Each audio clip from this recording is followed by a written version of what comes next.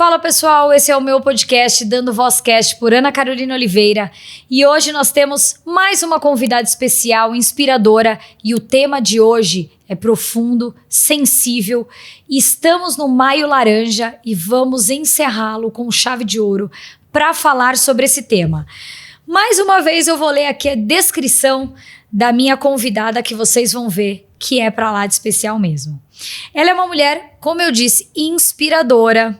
Leiliane Rocha, psicóloga, especialista em sexualidade humana e educadora parental. Leiliane hoje dedica a sua vida a um propósito. Estamos juntas nesse propósito. Salvar crianças através da educação, da conscientização e do acolhimento. Ela que já capacitou mais de 10 mil profissionais e líderes da infância, levando o seu conhecimento e a sua missão para os 4 cantos do mundo. Leiliane, muito prazer. É uma honra tê-la aqui no nosso podcast. Que você possa impactar ainda mais vidas e que as pessoas que nos assistam possam levar essa inspiração e esse conhecimento para tantas outras pessoas.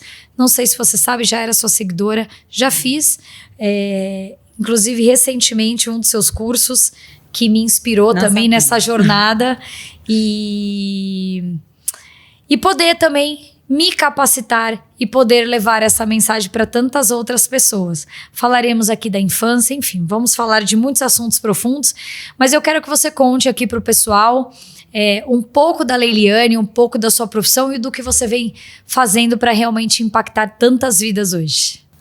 Primeiro eu quero agradecer demais por estar aqui. Eu acredito que sempre você ouve, né? O Brasil te admira. O Brasil, muitas mulheres, principalmente, se identificam muito contigo, né? Então, em força, determinação, em refazer-se, em dar a volta. Eu estava comentando até com o pessoal do Rio, que eu estava vindo para aquela, nossa, uma pessoa lá do Rio falou, nossa, ela é uma inspiração para mim. Então, eu amo encontrar mulheres que inspiram também. Que bom. Que suspiram uma causa. Então é recíproca. E assim, eu amo fazer o que eu faço.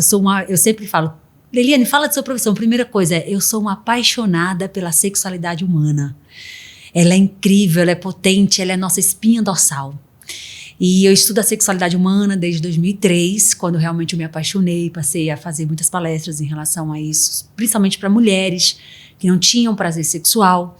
E eu ficava assim, como é que pode essas mulheres não terem prazer e tal? E aí quando a gente foi pesquisar sobre isso, e aí eu fui fazer, né, a psicologia, porque eu comecei a estudar sexualidade antes de psicologia. E aí a gente começou a ouvir dessas mulheres muito rotineiramente, mesmo antes de eu fazer psicologia, que elas não tinham recebido educação sexual, elas nunca tinham ouvido falar sobre isso, tinham visto em revista, em filmes e tal, e elas tinham sido abusadas. Eu fui abusada. Gente, tanto de mulher que foi abusada? Como assim? Sendo que eu também tinha sido abusada na infância. Mas parece que era uma coisa que era... Só eu tinha passado por isso, ou então uma aqui, outra lá, lá. Então, minha vida profissional, ela é fundamentada na proteção à mulher, no prazer da vida sexual a 2, nesse início. Só que quando eu descobri isso, dessas mulheres abusadas, eu falei assim, eu tenho que ir para a infância. E aí eu comecei a estudar a infância incansavelmente, porque tudo começa na infância. E desde muito tempo eu venho dedicando os estudos para estruturação da sexualidade, para educação emocional, culminando na prevenção ao abuso e outras violências. E tenho como missão, como profissional e pessoa, salvar o maior número de crianças do abuso sexual. Estou na Terra para isso é muito claro na minha mente, muito claro mesmo. E agora juntas nessa jornada. Bora! Sempre! E aí, profissionalmente agora, eu tive que deixar, agora não, né? Tem uns 4 ou 5 anos que eu não atendo mais consultório, fechei o consultório para formar profissionais. E pais. Comecei com pais e aí Deus falou para mim, você tem que ir para profissionais, porque um profissional alcança tantas crianças, tantas famílias, né? E me fala uma coisa, de onde nasceu essa paixão pelo estudo da sexualidade? Justamente desde a infância, desde a adolescência, melhor dizendo, na igreja, que eu sou cristã, faço parte de uma igreja, a gente tinha muitas palestras de sexualidade, sabe? Desde a adolescência. Então, 13 anos eu li um primeiro livro muito bacana, Namoro no Escuro, falando sobre namoro de uma maneira bem saudável e tal. E ali eu já comecei a fazer nossa, que assunto interessante. Pronto, aí continuei lendo, ouvindo mais palestras, até realmente ficar maioridade, crescer, amadurecer. E foi quando primeiro eu me formei em administração. Sim. Né? E quando eu formei em administração, eu fui bem para a área de gestão de pessoas, marketing também, eu sempre gostei muito de marketing. E eu comecei a fazer palestras. Aí nessas palestras, eu nem tocava no assunto, tocava em emoções, porque a gestão de pessoa trabalha com isso. Tal. Eu nem tocava no assunto de sexualidade, mas as mulheres já vinham me perguntar. Aí, quando essas mulheres começaram a falar que não tinham prazer sexual e que a gente começou a perceber que a maioria das disfunções sexuais e problemas sexuais que os casais enfrentam tem sua gênese na infância, seja por ausência de educação sexual ou por alguma violência sofrida, aí eu falei, não, tenho que ir pra lá. E aí eu só deixei assim, no online, né, eu não trabalho com sexualidade de casal, no offline sim, mas só fazendo palestra, encontro de casais, enfim. E aí, eu já gostava da sexualidade desde 13 anos de idade, eu dei um plim no meu coração e só fui crescendo e estudando mais e depois fui para a universidade mesmo para me profissionalizar. Porque quando as pessoas escutam, as pessoas confundem muito a palavra, né? Sim. Sobre o que é a sexualidade, o que é você explicar e ensinar a sexualidade, do que você levar ou uma criança ou um adolescente para um outro nível. Sim, sim. Que seja ensinar a fazer sexo. Sim, sim. E são coisas completamente distintas. Exatamente. Sempre quando eu vou começar a falar sobre o assunto, eu trago a definição de sexo e sexualidade. Então, sexo é só a parte íntima, tá? E relação sexual. Agora, sexualidade, né, de acordo com a doutora Carmita Ábido, que é uma das maiores referências de sexualidade no país, professora doutora da USP, ela coloca nos seus livros que sexualidade é o principal polo estruturante da personalidade e da identidade do indivíduo que começa desde o ventre. Sim. Então, aqui a gente já fala, não, então não é sexo. A OMS vem dizer que sexualidade é a energia que nos leva à busca de prazer e bem-estar em todas as áreas da vida. Física, emocional, psicológica, financeira, política, social, religiosa, entende? Então, tudo isso é a nossa sexualidade. Então, ela envolve afeto, prazer, carinho, gestos, valores, propósitos, sonhos, corpo, sexo também está junto. Então, olha, aqui é sexualidade. Sexo é aqui, tá dentro. Sim. Desse mundo sexualidade. É um macro. É um macro. Aí, quando a gente fala de educação sexual, a gente não fala de educação para sexo, a gente fala de educação para sexualidade. E na infância a gente não vai incluir sexo porque não é uma informação que a criança precisa no sentido de fazer. Sim. Mas ela saber de onde ela veio, como aconteceu a gravidez, de acordo com cada idade também a gente pode falar. Sim, é óbvio. Mas sempre na linguagem da criança, trazendo a sexualidade, na formação da sexualidade, a base principal da infância, que é a afetividade, e não erótico. O erótico fica totalmente fora. Só a partir da adolescência que a gente vai trazer o erótico para essa educação sexual. Sim, quando começa ali também a trabalhar suas questões hormonais. Sim. E assim, o assunto, muitas pessoas, é um tabu. Sim. Não sim. é um tabu falar sobre isso?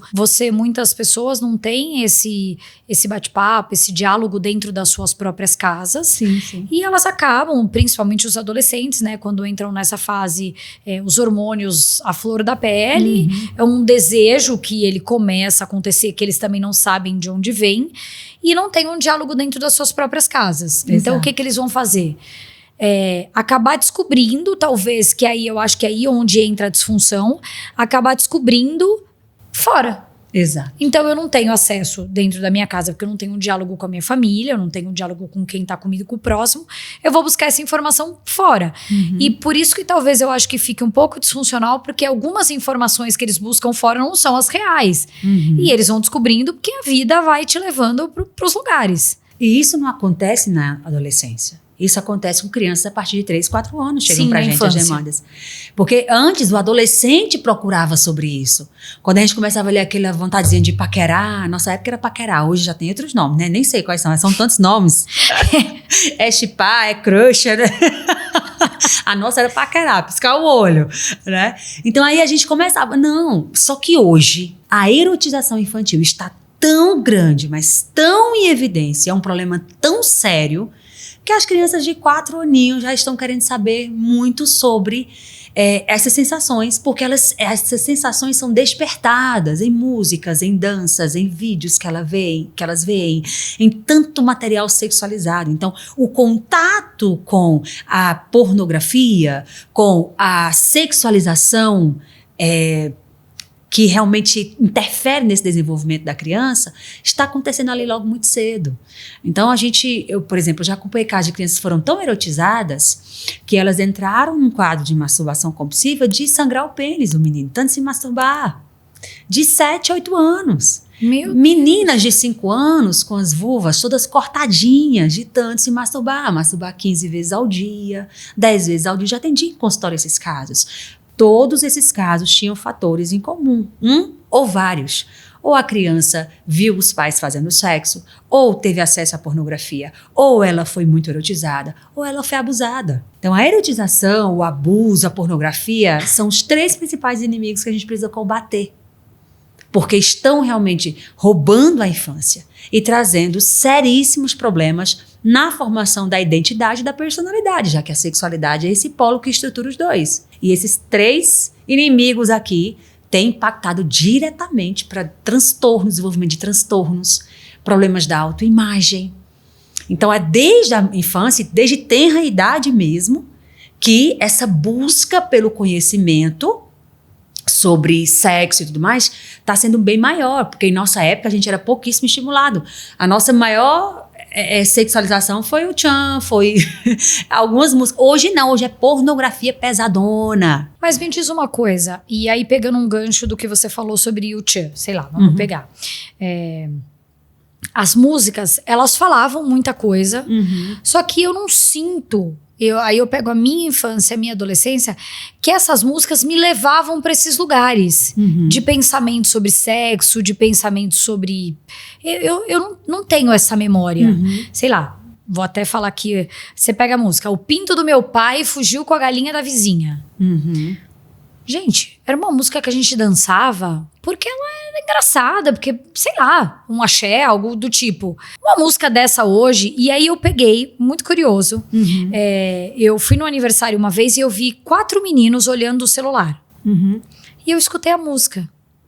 E eles estavam escutando aquela música no segredo, exatamente essa música. O pinto do meu pai fugiu com a galinha da vizinha. Lembro bem. Escutando essa música no segredo, todos escondidinhos assim, e vendo dançar. E eu curiosa, né? Nem era o meu filho que estava ali. Eu falei, o que vocês estão ouvindo? Ou o que vocês estão assistindo? Até porque, assim, eram meninos pequenos, de 7 anos, por aí, 7, 8 anos, com acesso livre ao celular e ao conteúdo no YouTube. Então eles pegaram e estavam vendo a coreografia. Eu vi, não, e nem era uma coreografia hoje que você pega. Mas eu vejo que hoje nas músicas, o que virou referência, né? E aí, eu quero que entendam aqui, não estou criticando nada, nem ninguém, nem nenhum. Cada um faz o trabalho que quer e a entrega, se responsabilizando com isso. Sim. Mas hoje, o conteúdo, se fosse uma música dessa hoje, ela iria para um outro lugar, levar uma criança para um outro lugar. Olha, veja só, em relação à nossa infância, né? Vamos começar por onde você falou. Muitos de nós... Eu não sei se você tem a mesma idade que eu já passei dos 40. Eu tô chegando nele, mês que vem eu faço 40. Então a gente tá próximo ali, né? A gente foi contemporâneo. Então foi a mesma infância, eu Foi. diria. Então assim, veja só. Por exemplo, vou falar por mim e por tantos outros, que eu não gosto de falar por mim porque eu não represento a população mundial, mas eu vou falar por mim no sentido do que eu senti e do que eu estudei sobre. Tá. Por exemplo, a música Desce na boquinha da garrafa, a música Bota a mão no joelho, dá uma agachadinha, não sei o que, ok. A música, se você for olhar a letra literalmente, não vai ter algo que fala, nossa, ok? Só que a coreografia leva a criança a estímulos sexuais precoces. Eu lembro perfeitamente ficar excitada vendo aquele povo dançando aquelas músicas. Não excitada como adulto, porque a excitação de criança é diferente. Sim. Mas de ficar assim, ó, nossa, sabe? Então, isso acontece com outras crianças. Os estudos sobre a erotização infantil são muito profundos. Outra coisa... Quando a gente vê a criança, vê aquela mulher expondo suas partes, que a câmera pegava assim, com um short bem curtinho que a gente via, né? Sim. Aquela cena faz com que a gente naturalize e objetifique o corpo. Tá. Fica aqui, ó. Aí você fala, tá, mas eu não vi, assim, algum prejuízo? Outra pessoa fala, também não vi prejuízo nenhum. É porque a gente não consegue associar. A maioria das nossas questões traumáticas, nós não conseguimos associar a gênese dela, a causa dela. Ok. Então, tem pessoas que têm, por exemplo, transtorno de imagem, que se acham feias, que acham que o bumbum nunca tá bonito, que acham que passaram por essas construções na infância, porque a bonita era o corpo da fulana, aquela que era gostosa. Então, muitas crianças, e nós, inclusive, podemos ter algumas distorções questões de que a imagem. gente nem sabe. Não, a gente nem sabe que veio dali. Só que nenhuma criança passa ilesa a erotização. Algo vai ficar. Tá. Porque é um estímulo precoce de algo que eu não tenho estrutura para. Tá. Tanto no campo cognitivo, como no emocional, como no sexual. Ok. E também, no caso dos meninos, leva os meninos a construir uma imagem que o corpo da mulher é a fonte de prazer deles. Tá. É um playground. E eu tenho acesso a ela deixando. Isso é normal. Isso tem que ser. Então, são muitas implicações bem profundas. Bem interessante de se analisar. Porque é o que eu tô falando. Eu não tenho esse sentimento. Eu não sinto que eu vivi isso, dancei muito, gostava muito, mas eu não sinto que eu vivi isso. Sim, sim. E não sei, talvez saindo daqui eu busque uma conexão em algo da minha vida aqui que esteja lá no profundo, que fale, porque a gente não tem noção do impacto que isso gera na vida, né? Exato. E aí, levando isso para as nossas crianças de hoje, sinto sim que o movimento do passado, da nossa infância, não é o mesmo movimento da infância dos meus filhos. E então, vou fazer essa autoanálise. Eu adoro fazer essa autoanálise. E fora que sim, as consequências, elas são em maior e menor grau. Então, às vezes você foi em menor grau. E me impactou. Hoje, quando eu estava estudando profundamente, eu falo, caramba, isso é verdade. Quantas vezes eu falava assim, eu vou colocar um short menor, porque os meninos vão gostar de meninas com short mais curto. E aí eu ficava chateada, porque minha família era crente, e aí não podia. Aí as meninas iam pra escola com shortinhos, que na época podia ir, com shortinho curtinho ali na pré-adolescência. Eu falava, eu não vou arrumar namorado, não vou conseguir. Olha aí, porque bonito é assim, porque na minha cabeça estava ali, ó, as meninas fervendo aquele estímulo, aquela naturalização, entendeu? De valorização feminina. E assim, as análises que a gente tem que fazer é exatamente sobre isso. Já usei shorts curtinho pra sair, ia pra praia com shorts curtinho, como que você... E tudo isso são coisas que a gente não percebe, que tá no subconsciente. Sim, sim. A forma como você coloca o biquíni, o tipo do biquíni, enfim, adolescência. Eu vou fazer esse review na minha vida aí e fazer essa autoanálise, porque eu acho que isso é importante das pessoas. A gente poder fazer essa autoanálise, porque só a gente pode falar da gente. Exatamente. E aí buscar e ir na profundeza de algo que você nem imaginava. Exato. Que eu falei pra você que eu conversei com a Pamela agora, coisas que são comuns, que elas se tornaram na época comuns, mas que elas não são normais. Exato. Então a gente precisa dividir o que é comum, o que se tornou comum, mas que ela não é normal. Exato. E hoje, essa questão da erotização está muito mais normalizada. E na nossa época, por exemplo, a gente assistia no domingo à tarde, a gente ia lá, dançava, reproduzia na escola e tal. E aí depois, quando fosse aparecer em outro programa... Não, hoje é todo dia. Um teor muito maior. Você via a banheira do Gugu, por exemplo. Tá tudo bem, passou. Você só vai ver domingo que vem. Exato. Que já fazia muito mal, né, pra gente, aquela banheira, muito mal. Eu já fiz até um conteúdo só sobre a banheira do Gugu, entendeu? Mas assim, agora você imagina as crianças vendo vídeos de 1 hora, 2 horas, 3 horas todo dia, crianças que viram madrugada em conteúdo pornográfico, crianças que participam de jogos que lá dentro tem muita misoginia, tem muito assim, toda mulher é vadia, vocês entendam isso, toda mulher é vadia e a maioria das mulheres vão nos rejeitar, por isso que a gente tem... Então, é coisa muito pesada que está acontecendo. Não é, unindo, sabe? Erotização, pornografia e violência sexual. Andam juntas, assim, na nossa sociedade, em todas as idades, inclusive. Muito bom, a gente vai se aprofundar sobre isso. Mas me diz uma coisa, nessa sua trajetória e na sua jornada, você começou também ajudando casais. Sim. Conversando com casais, aí realizando palestras, até que muitas mulheres por identificação, começaram a te procurar muito mais. Buscando ajudas, seja na sexualidade, enfim, nas suas questões que a gente, como você falou assim, que ela vem, que a gente carrega, que elas vêm desde a infância. E quando que você percebeu que falar sobre isso e que essa realidade era mais latente ainda?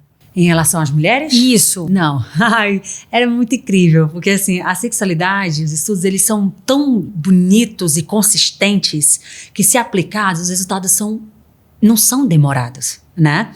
E aí, quando eu comecei a falar, por exemplo, eu tava conversando com amigas, mulheres conversam muito, né? Sim. E aí eu falava, olha, mas é só você fazer assim, você tem prazer sexual, né? Se o teu problema não for taxa baixa, algumas questões de hormonais e tal, se for só realmente formas de viver o sexo ali, da união dos corpos, dá pra você fazer assim. É mesmo. E aí eu fui dando dicas e elas foram gostando, né? E, inclusive, até teve um caso, já contei até outro podcast que eu fui, que uma senhora, né, já perto de 70 anos, né?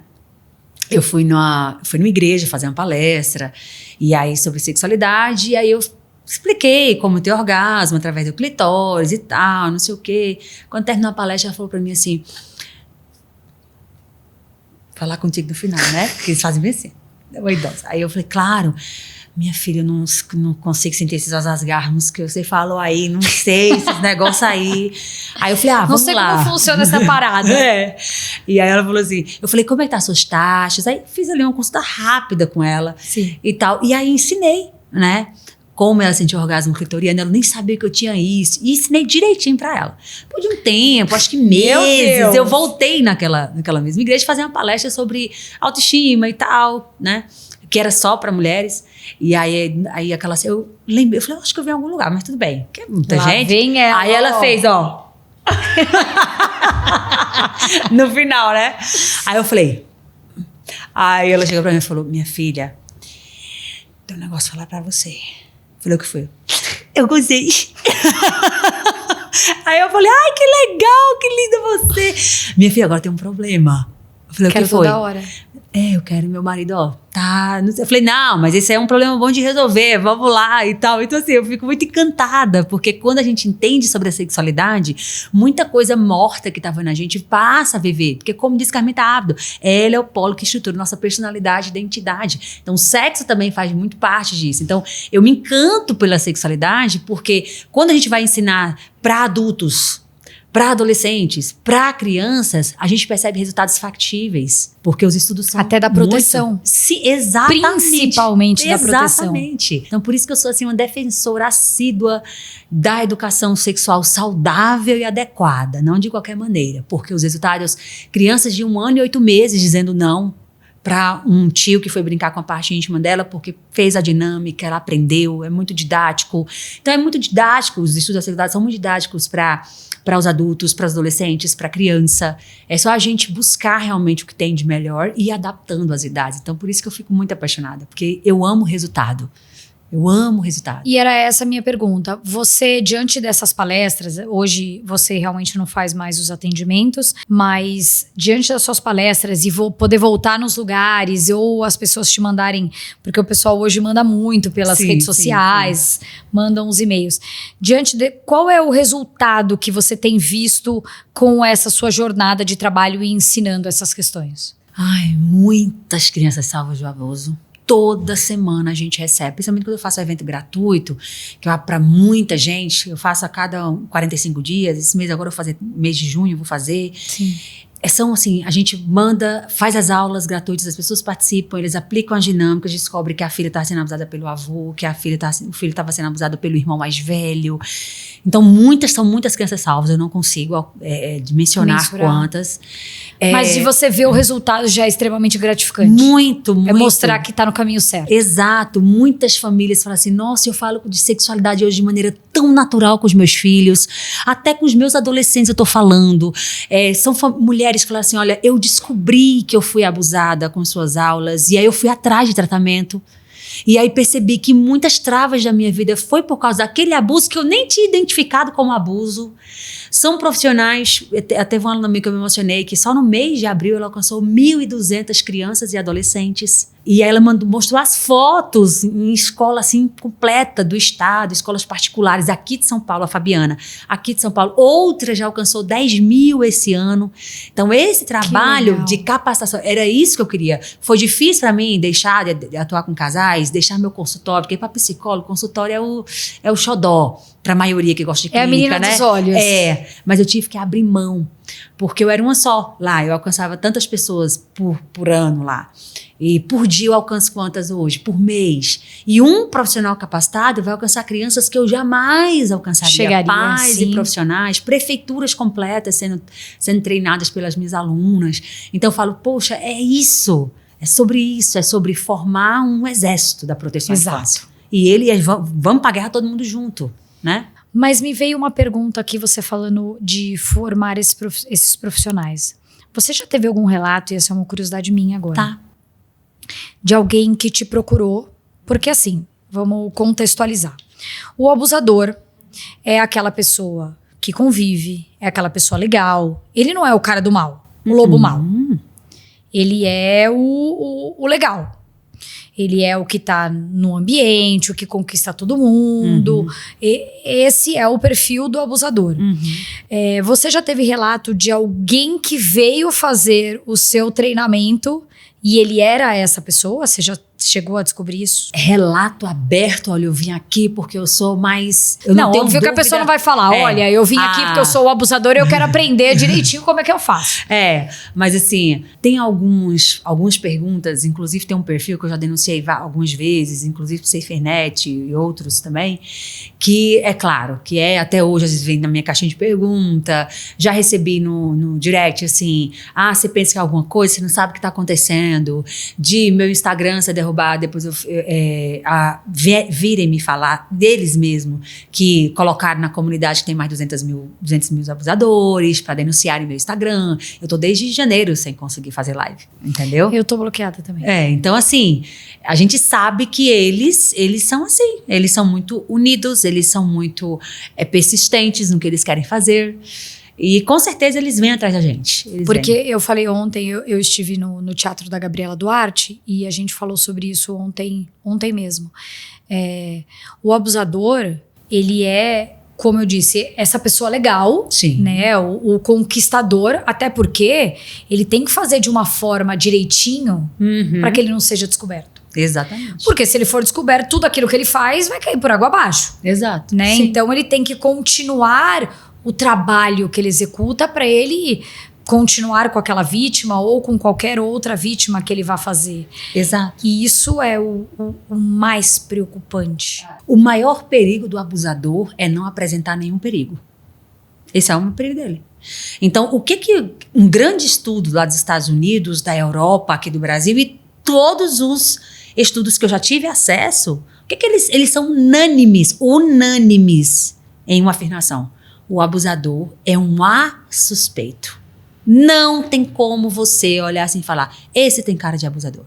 Porque o abusador é aquela pessoa mais solícita, aquela pessoa... Porque o primeiro que ele faz não é seduzir a criança. Primeiro ele seduz os pais, quando não são os próprios pais. Sim. Ele seduz os cuidadores da criança, quem está próximo da criança. Tem que conquistar a rede, né? Conquista, por quê? Porque ele faz a cama dele. Porque ele sabe que ele já vai abusar. É difícil a criança de relatar, porque as crianças não conseguem identificar e são duramente ameaçadas e não houve educação sexual. Então...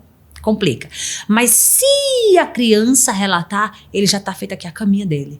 Não, mas olha, eu ajudava, olha. Não, fulano jamais, seu tio, o tio legal, o vô legal. Então assim, nas estatísticas. Aquela pessoa assim, como meu esposo, como seu esposo, como meu filho, como meu enteado, como meu pai, como...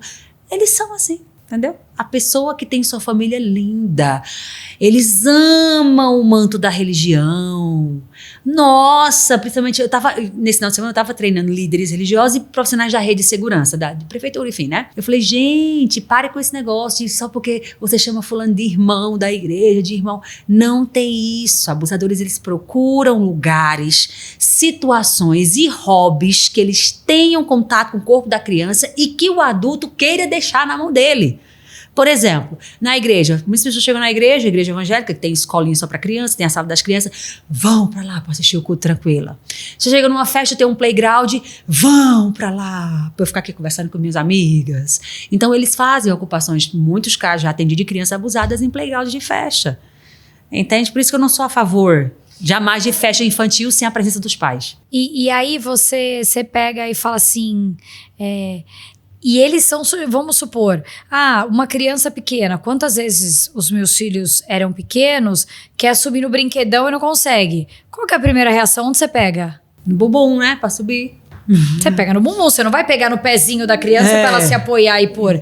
Pega no bumbum. E eu, óbvio que nessa jornada aqui, coisas que eu mesma nunca reparei. Mas agora eu tô nessa jornada que pra mim, eu fico assim o tempo todo agora, eu tô até parecendo louca. Eu tô até Mas eu prefiro parecer louca do que alienada. Não, é prudência. Eu prefiro parecer louca do que alienada. Exatamente. E é o seguinte, a cada 10 mulheres, assim, 8 haviam sido abusadas. Acho que num contexto aí de atendimentos seus. Um dado extremamente impactante. Sim. Isso a gente, pra mim, eu mais uma vez falo, não vivo essa realidade, graças a Deus. E também, vivendo essa jornada de falar mais sobre o assunto, não me lembro de ter passado por nenhuma situação que me dê algum tipo de gatilho. E como você falou, coisas que talvez a gente não repare. Que talvez seja um abuso e você não encare como um abuso. Sim.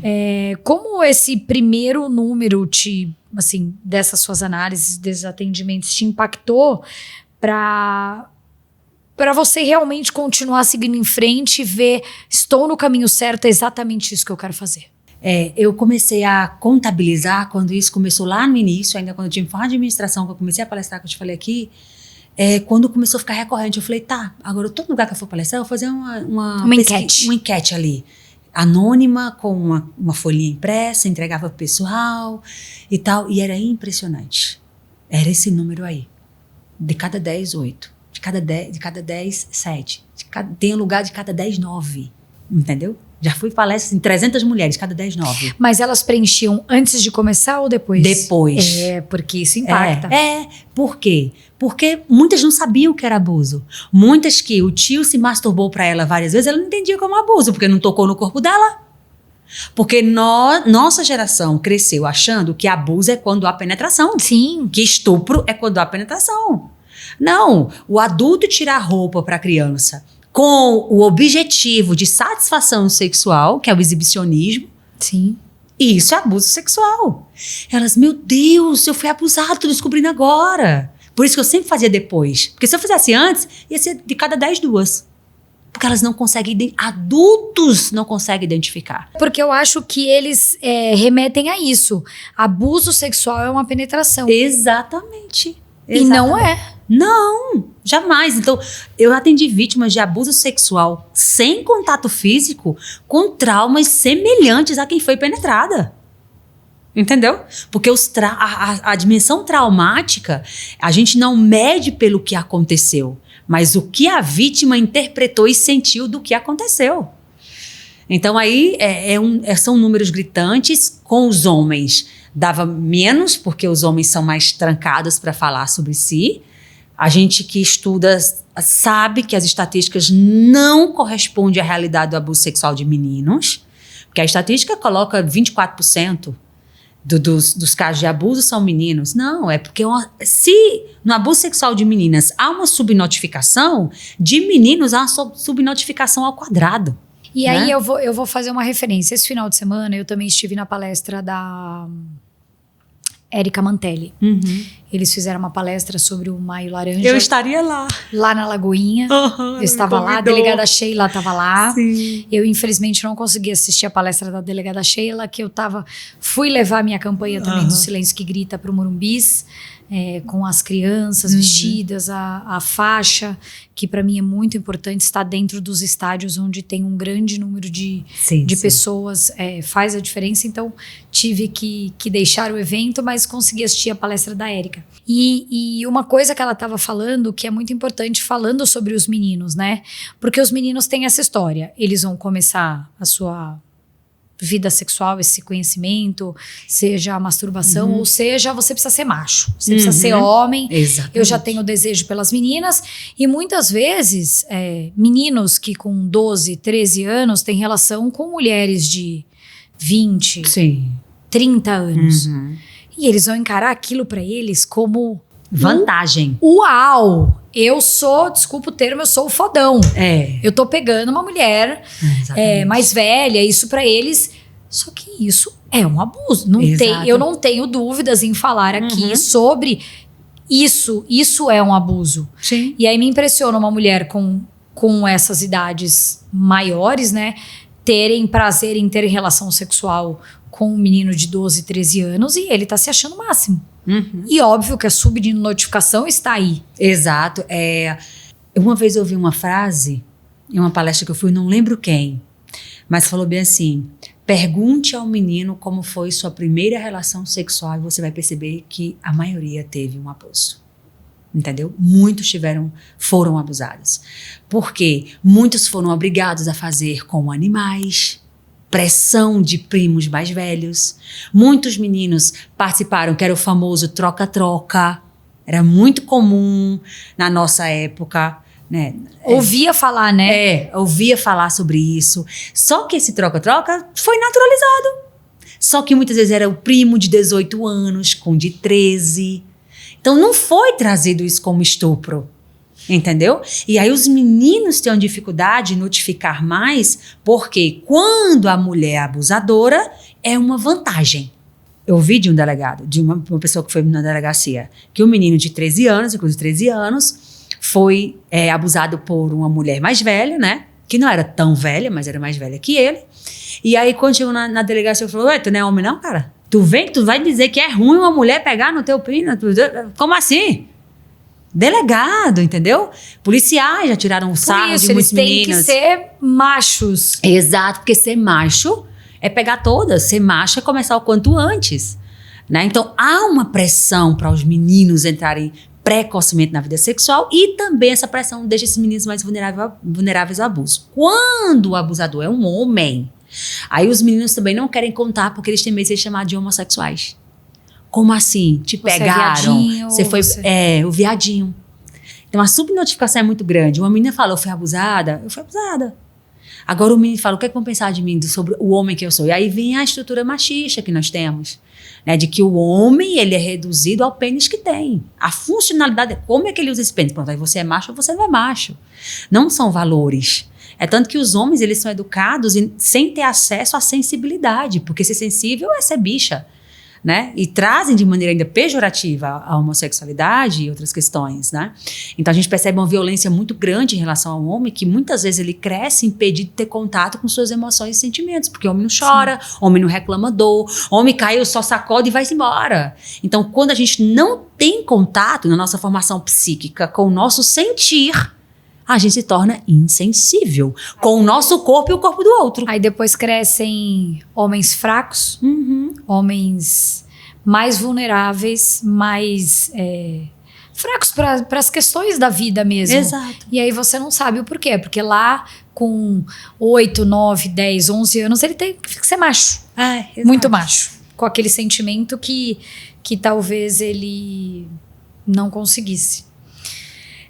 A partir daí, desses números alarmantes, você viu que se dedicou ainda mais a esses estudos. É óbvio, né? Porque se você viu ali, você começou a fazer as suas enquetes. Aí você falou: ó, aqui é que eu preciso me aprofundar. Exatamente. Aqui é que eu vou falar mais.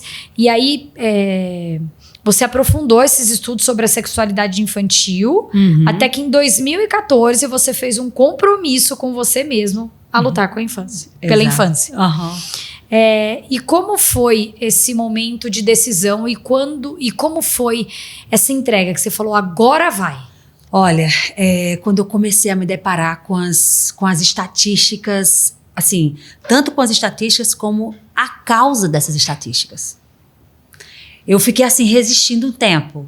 Eu sou cristã, então Deus que me guia em tudo. Tudo que eu faço é científico, mas a ordem vem de cima. Sim. Ok? Então, eu já sentia, desde quando eu comecei a ver essas mulheres, eu falei, não, mas essas mulheres precisam, eu não vou deixar os casais, vamos lá, eu vou levar, eu vou continuar, e eu vou seguir o meu negócio, que eu tinha um negócio, uma empresa de cosméticos lá em Pernambuco, e eu vou me dedicar aqui, vou ficar fazendo minhas palestras só final de semana, que eu fazia mais só final de semana, e tal, porque eu fiz administração justamente por causa desse negócio, e que eu gosto muito de marketing também, e tal, então vamos lá. Você não tem só 30 e poucos anos, você já deve ter uns 60 aí, de tanto que já fez e já viveu. Eu sou bem intensa. Então, assim, eu falei, não vou. Aí só que teve um momento, assim, de conversa com Deus que eu ouvi um relato de uma mulher e várias mulheres, que uma foi me tocando mais que a outra, mas uma me tocou mais. Ela falou assim, eu tenho certeza, se eu tivesse ouvido, eu não teria sido abusada como eu fui abusada por tantos anos. Ela foi dos 5 aos 13. Nossa. Pelo próprio pai. De maneira que eu não vou nem narrar aqui para não se tornar intragável esse podcast. Não tenho nem coragem. Né? E aí isso foi se tornando muito frequente, porque essa vítima de abuso aí conversava comigo, eu falava, vamos por aqui e tal, acolhia, sentia bem, olha, tem uma amiga minha também que me contou, posso trazer, nem era psicóloga ainda, posso trazer para você, não sei o que, não, vamos conversando. E aí nas minhas palestras eu comecei a trazer, muitas vezes sua mulher não quer sexo com você, não é dor de cabeça, não, é porque ela tem trauma, você às vezes tem muitos traumas, você também foi estuprado. E aí quando eu tocava nesse assunto, Carol, quando eu tocar nesse assunto, as pessoas começavam a chorar. Elas não aguentam. Não aguentam. Ela tava aqui, ó. E aí, quando elas começavam a desabafar, a primeira vez que eu tô contando isso na minha vida, carreguei isso só por 45 anos, por 50 anos, por 20 anos, por 15 anos, por 10 anos. E agora ainda estão dizendo que eu tenho que perdoar. Eu falei, não, você vai passar por um processo, né? Estão me impressionando. Vamos que eu tenho que conviver. Não. Tenho que conviver com ele. Porque como a Pamela né? falou, trazer isso pra consciência. Ele tava lá no subconsciente. Exato. Você trouxe ele pra consciência, ele é um trauma. Exato. E agora você tem propriedade pra poder falar, relatar, se curar, se tratar e se curar. Exatamente. Então, assim, ouvi esses vários relatos, eu falei assim, eu vou ter que ir. Aí foi quando teve algo muito forte no meu coração. Tem muita gente falando de sexualidade de adulto, não tem ninguém falando sobre sexualidade de criança. Aí eu falei assim, ninguém assim que eu conhecia, sim, lógico, sim. já tinha alguém, já tinha livros, mas assim, na internet. Explícito? Tal. Não tem mesmo. E tal, eu falei assim, eu vou desbravar isso, vou começar do zero. Porque eu já era conhecida como que dava palestra para casal, enfim. Falei, eu vou. E aí eu sentei, comecei a estudar, elaborei curso, escrevi o primeiro e-book. Aí esse e-book eu só tava pronto, assim, tava pronta a ideia, mas eu não parava para escrever. Aí foi quando, no início de 2018, eu falei assim, eu vou parar e vou escrever. Escrevi em uma semana, lancei, começou a vender e tal, mas eu não era de rede social. Meu negócio era meu consultório e tal. E quando uma amiga me catequizou pra vir pra rede social, né? Você tem que ir pra rede social. Então, assim... Mas hoje, realmente, a rede social, a entrega dela vai muito mais longe. Mais do que a TV. Não tenho dúvida. Porque se você falar em um canal e não falar no outro, você falar no canal X e a pessoa estiver assistindo o Y, você não entregou? Já foi. Né? E a pessoa não me escolhe. Na rede social ela escolhe você, eu vou continuar aqui. Olha, uma coisa, né? Essa é a vantagem da rede social. Eu acho que a rede social ela te leva para muitos lugares ruins, mas ela te leva para muitos bons. Sim. Conhecer pessoas, conhecer conteúdos e a inteligência artificial de poder entregar para pessoas que não estão te seguindo ou te assistindo. Pra mim também esse é o lado bom. Sim, a internet é uma maravilha, é uma ferramenta se usada pro bem, meu Deus, salva muitas pessoas. Se usar, falou bem direitinho, se usada pro bem. Sim. Leiliane, me fala uma coisa, pra gente, qual que é a relação e a ligação que você vê da falta da educação sexual para as crianças e a sua vulnerabilidade? Quanto menos educação sexual, mais vulnerabilidade, certo? É impressionante o que os estudos todos, eles são unânimes em dizer que a educação sexual é a ferramenta mais poderosa na prevenção, combate de abuso sexual infantil e de adolescentes. Não tem, pode procurar, não tem ferramenta melhor. Porque ela, além de ensinar a criança como proteger o seu corpo, o quanto ele é importante e especial, falar sobre intimidade, privacidade, consentimento, limite corporal, sobre autovalorização, sobre relacionamento saudável, ensina tudo isso. E isso vai impactar diretamente na formação estrutural dessa sexualidade. E que muitos pais, inclusive, sempre me chamam assim: Liliane, o que eu faço para meu filho não ser abusado? O que eu faço para minha filha não ser abusada? Nenhum chegou para mim e falou: Liliane, o que eu faço para meu filho não se tornar um abusador? Porque nós nunca imaginamos que nossos filhos vão, nunca. Você nunca imagina que seu filho vai ser o que vai bater na escola, quanto mais ser o abusador. Pois é, e esse é um grande problema. Entendeu? Porque o meu, o seu, eles podem. Porque os pais acham que, nós pais achamos... O abusador, ele saiu de algum lugar. Sim, de famílias maravilhosas. Porque quem educa a criança não são só os pais. Principalmente no mundo que a gente está hoje. Então você oferece valores firmes para seus filhos, mas entre os pares é um desafio. Eu assisti ontem, eu sou muito ruim de série, mas tem uma minissérie que lançou na Netflix. Eu assisti ela toda ontem. São 4 ou 5 episódios de 30 minutos. Um menino bom, de família maravilhosa, mas entrou num grupo de WhatsApp de desafio. Adolescência? De adolescência. Não, adolescência é outra. Esqueci o nome da série agora. Tá bom, depois você descobre e conta pra gente. Depois dos 15 a gente fica com a memória assim também. É porque eu me fixei na série, não no nome dela. Então, ele entrou no grupo de WhatsApp e aí eles falaram assim: ou você manda algum vídeo, alguma foto de nudes de alguém da sua casa, ou você vai ter que sair do grupo. E aí ele, não vou mandar. E eles pressionando, um menino bom de coração. Mas a pressão foi tanta do grupo que a empregada doméstica estava lá pegando umas coisas num armário e ela se abaixou assim e ficou com o bumbum. Aí ele foi lá, filmou, se tremendo, chorando, achando aquilo terrível, mas filmou e mandou no grupo. Então, isso já é uma situação de violência sexual. Ele não quer. Mas o valor de pertencimento aos seus pares naquele grupo é muito alto. Principalmente com a ausência familiar, o social está tomando de conta, só que não está tomando de conta como deveria tomar. Então a educação sexual, ela vai levar a criança a saber identificar o abuso sexual, a saber ou ter muito mais chance de reagir, muito mais chance de contar para alguém, e ainda vai proteger de se tornar um abusador, uma abusadora no futuro. Então, não ofereça educação sexual a dizer assim: crianças, fiquem nas mãos dos abusadores presenciais e online. Bem reflexivo, gente, vocês estão percebendo, né? Porque quando eu digo essa questão de reflexivo, eu digo da comunicação mesmo, exato, de como a gente fala. E nós estivemos agora dia 18 de maio, né, que é na Avenida Paulista, aqui em São Paulo, com a minha campanha do Silêncio que Grita. E a gente fez o Farol do Toque, uma assessora minha estava falando e fazendo uma palestrinha ali rapidinho para as crianças que vinham. São muitas famílias que caminham ali na Avenida Paulista.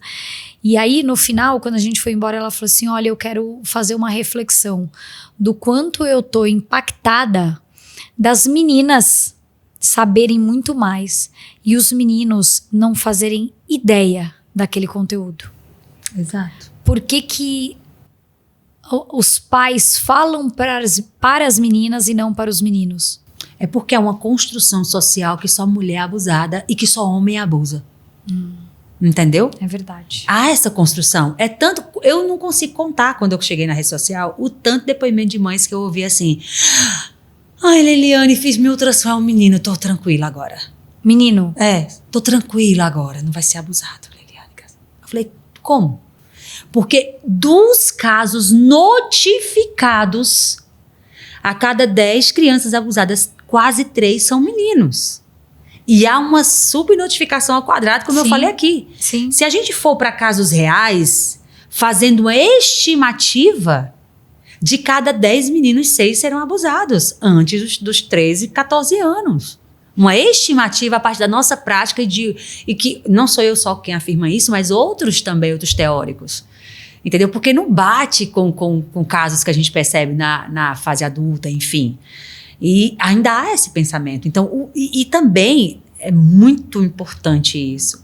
O que eu falei anteriormente, os meninos, eles não são educados para terem contato com essas questões. Se a gente tira o ser humano de contato com seus afetos, suas emoções, de dizer, olha, eu sou vulnerável também, eu preciso de ajuda, o menino que pede ajuda, é fracote. Entendeu? Na educação física, ele ouve isso, em casa ele ouve isso, quando está na casa dos avós, ele ouve isso. Então, esse menino é educado assim, ó, se vira, homem que é homem se vira. Exato. E aí ele tá perdido e ele não vai atrás da sua ajuda. Exato. E aí, diante do que você está falando, é o que mostra, né? O quanto uma infância protegida, uma infância respeitada, uma infância preservada, ela é fundamental.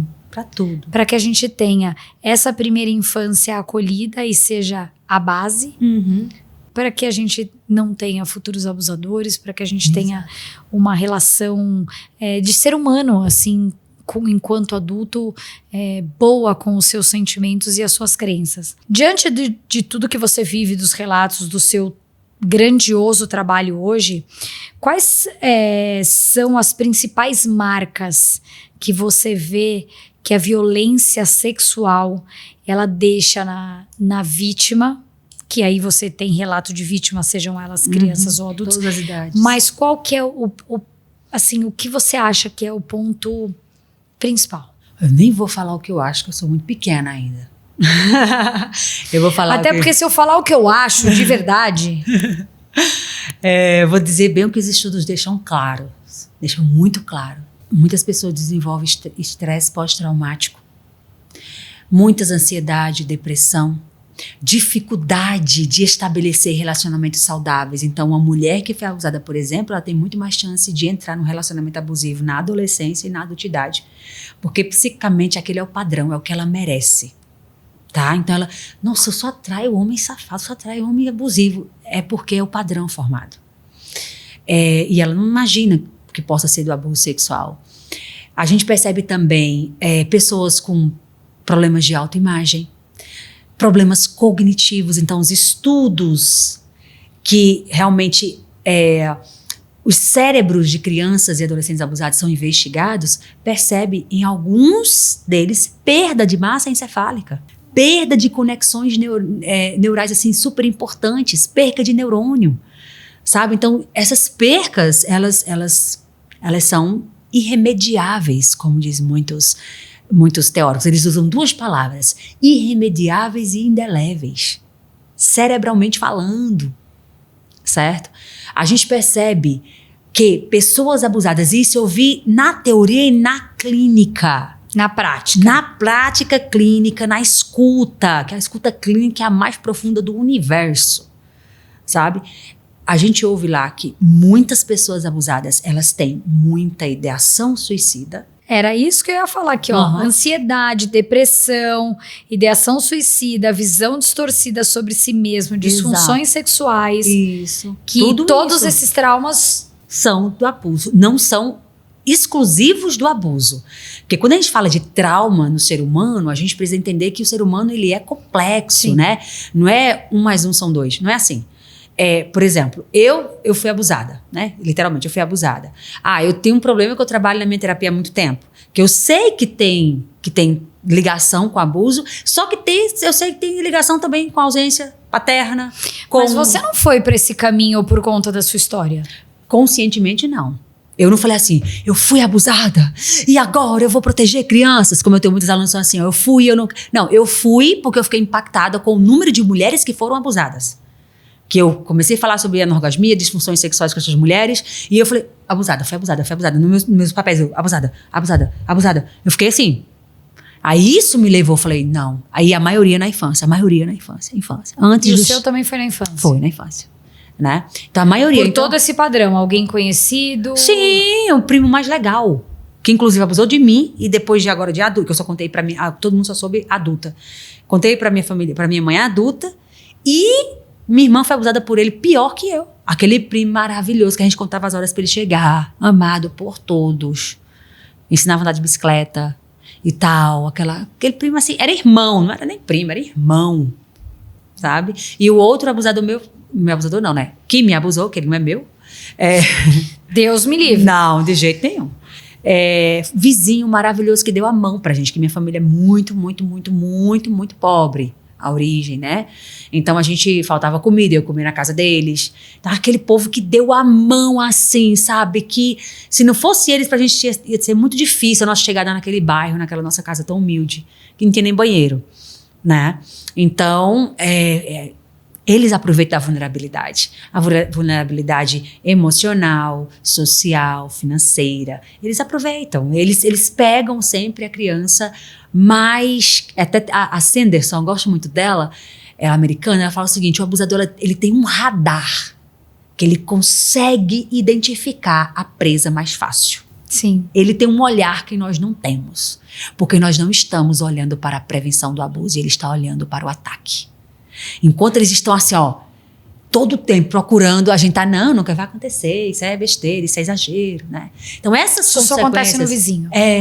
Então essas consequências vão variar. Inclusive, por exemplo, as consequências, elas variam de acordo com a idade que a criança foi abusada, quanto tempo ela foi abusada, por quem ela foi abusada, qual era o laço afetivo, quantas vezes aconteceu, porque tem criança que foi abusada uma vez por ano, nas festas de final de ano que a família se reunia, todo ano era abusada, já era certo ser abusada no Natal. Então tem muita gente que odeia Natal porque foi abusada no Natal. Outra era abusada toda semana, 3 vezes, 4 vezes por semana por esse pai, por esse padrasto, por esse irmão. Outra foi abusada uma vez, 2, 3. Eu fui abusada 4 vezes. Pronto, mas algumas com esse primo que eu não consigo contar com esse primo. Mas tem vítimas, igual eu falei, de 5 aos 13, de 10 a 18.